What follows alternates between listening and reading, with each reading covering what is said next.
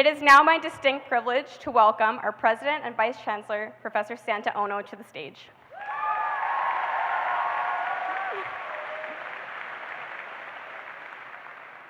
Thank you very much. Thank you. Well, welcome to UBC's Okanagan campus. It is great to see you here. Are you enthusiastic about this year? Let's hear some noise.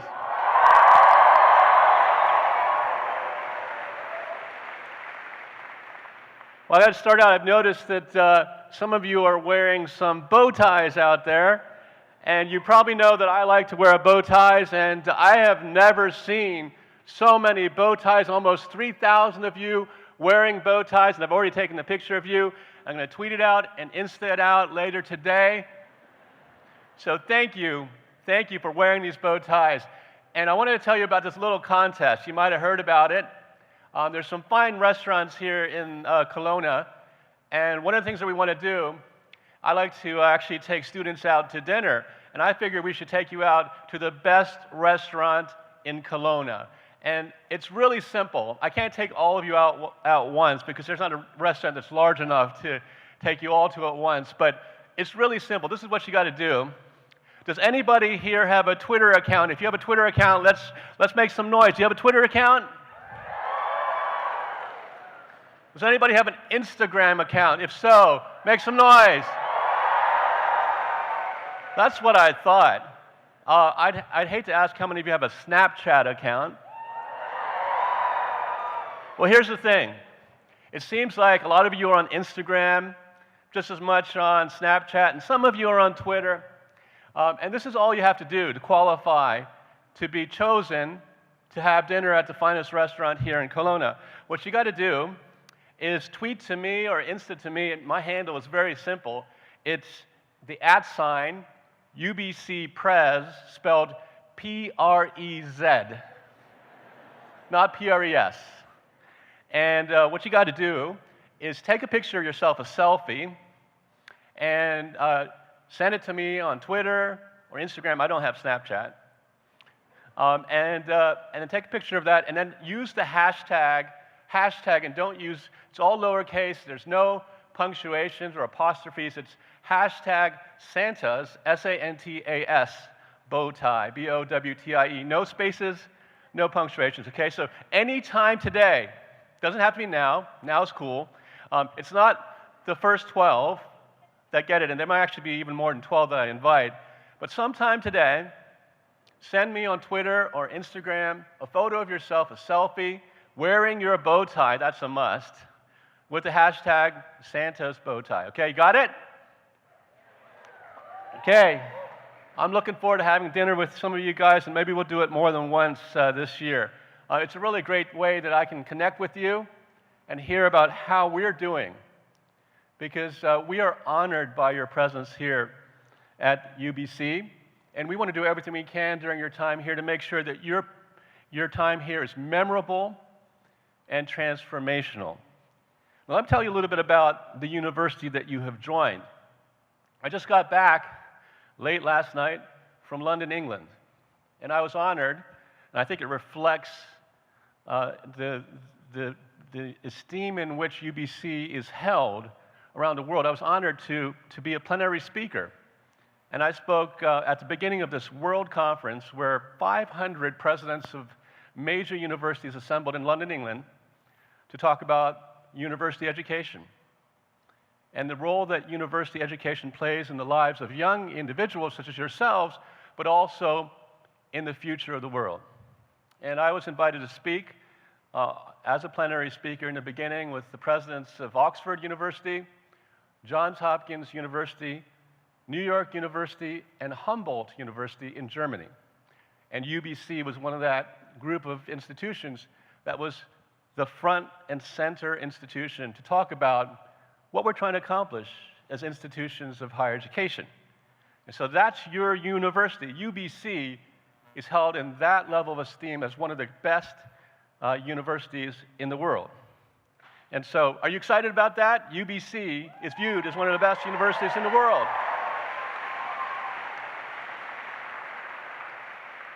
And one of the most exciting things is not only are we moving from the top 40 to probably the top 30 to 35 universities in the world over the past year.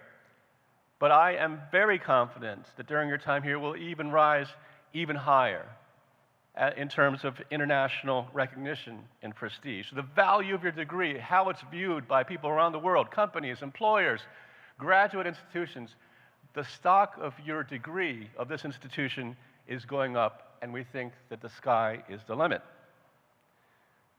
So what do we talk about in addition to recognizing the importance of higher education in your lives?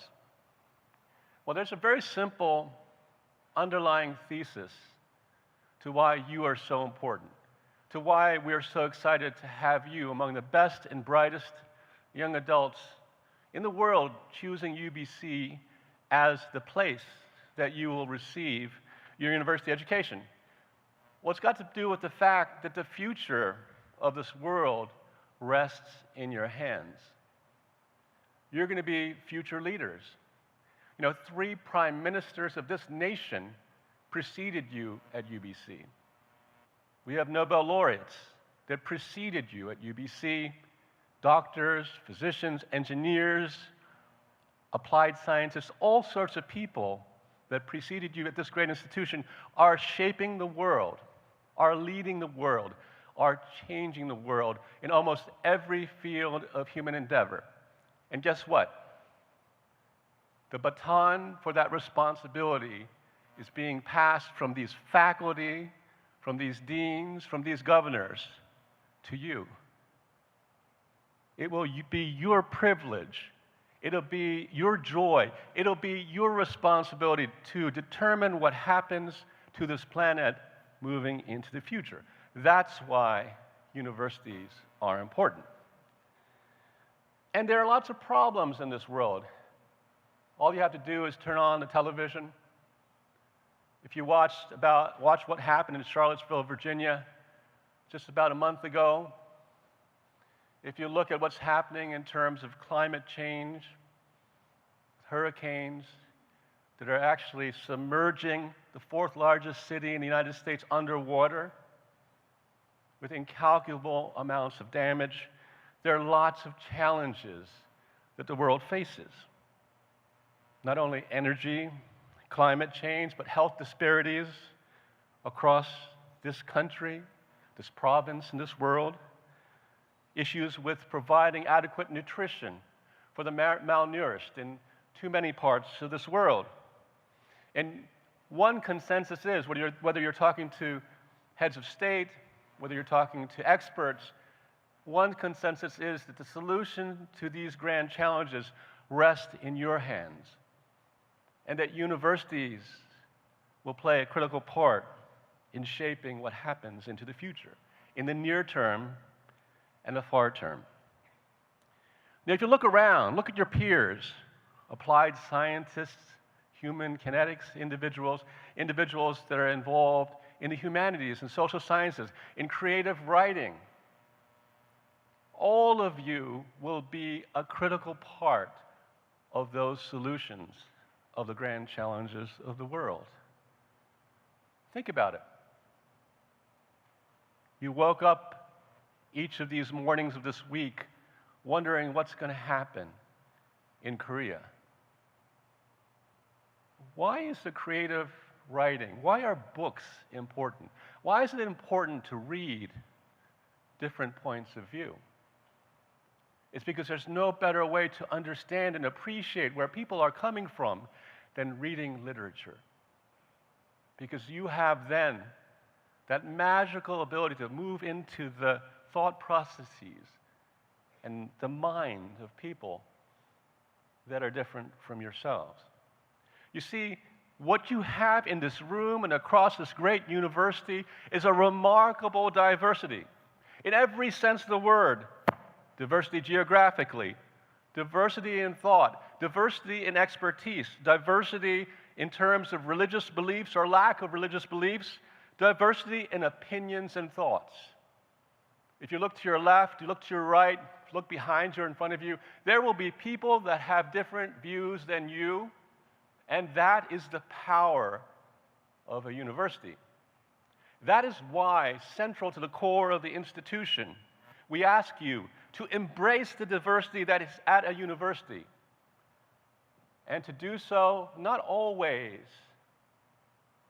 in the easy way, by talking to those, finding those that have similar views or similar ideas. We ask you to actually take yourself outside of your comfort zone and talk to those people that have different views. Sometimes it will be difficult. But the central core of the university, the power of the university, rests in the diversity that is here and our commitment as an institution, absolutely, to freedom of speech and to academic freedom. Those conversations might not be easy, but it is through those conversations that we learn individually and collectively, through civil discourse and mutual respect, that we learn how to become global citizens and global change agents for a better world. If there is any overarching mission for a great university, it must be through the work of the faculty, the current students, and after you graduate, the alumni. It must be to use your gifts to make the world a better place. And it will only happen if you completely embrace the diversity which is before you, not only while you're here, but long after you have left. So I ask you to do that, to embrace those central things about a university that will position you to be a global change agent for good. Now, the first president and vice chancellor of UBC, Frank Westbrook, when addressing the first student class at UBC, he made reference to these words. And I want you to think about them. They're very insightful. The words are tuum est, and they have two different meanings. One is, it is yours. Think about the significance of that. What is yours? A beautiful campus, an institution with a global reputation, very bright peers, outstanding faculty. It's yours. And you have this bright, shining moment. You know that phrase, carpe diem? Seize the day? It's yours. It's been hard to get accepted to UBC. You are here. It is a gift. It is an opportunity. Seize the day. Benefit from everything that this institution has to provide, especially the brilliance and diversity of your peers. There's a second meaning for tuum est. It's up to you. You know, on the long-haul flight from Vancouver to London, I saw a movie about a gentleman I talk about frequently. That gentleman's name is Bernie Madoff. He was somebody at his peak that controlled $65 billion. $65 billion from people like Elie Wiesel, who you should look up on Google if you don't know who he is, who wrote this amazing book called Night, about what it felt like to be in a concentration camp during the Holocaust. Read it, Elie Wiesel. Won a Nobel Prize, became a professor at Boston University. It talked about what it felt like to be in a concentration camp, to look in the abyss of losing one's life. All of his money was with Bernie Madoff. Not only that, HSBC, large corporations, foundations, universities gave that money that they had. Private citizens put their entire life savings in Bernie Madoff's trust. And here's what I'm going to leave you with. Here's why the second meaning of 2MS is so important. It's up to you. And it shows you how influential and impactful each and every one of you might be. One of you might be the next Prime Minister of Canada, like 3 others who have preceded you. Some of you will become premiers. Some of you will become CEOs of multinational companies. Believe me, we have no doubt of that. But as you progress in your careers, it's up to you.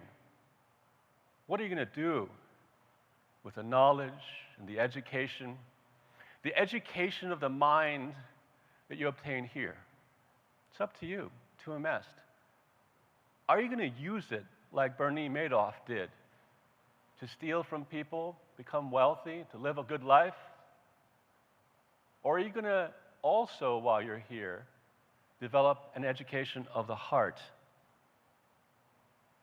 I submit to you the best way to develop an education of your heart is by opening up your minds, opening up any barriers or unconscious biases that you might have, to reach out to different people, to put yourself in their situation and to develop empathy, to embrace the education of your heart, so that when you actually move into a position of influence and power, as you will, that you will become a global change agent for a better world. To it's up to you. Congratulations for being part of our community of scholars.